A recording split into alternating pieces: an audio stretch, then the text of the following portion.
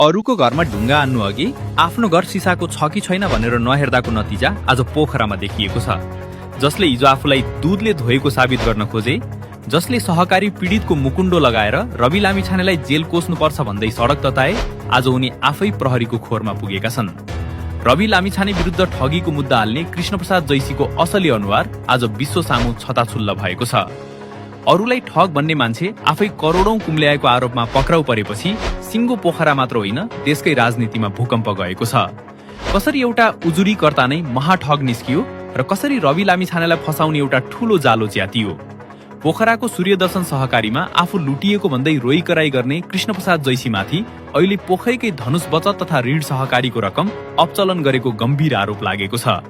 सहकारी रजिस्ट्रारको कार्यालयले गरेको छानबिनमा जैसीले धनुष सहकारीको ऋण उपसमितिमा बसेर शक्तिको दुरुपयोग गरेको देखियो। उनले कृत्रिम खाता सञ्चालन गरेर झण्डै 82 लाख रुपैयाँ हिनामिना गरेको पुष्टि भएपछि सोमबार प्रहरीले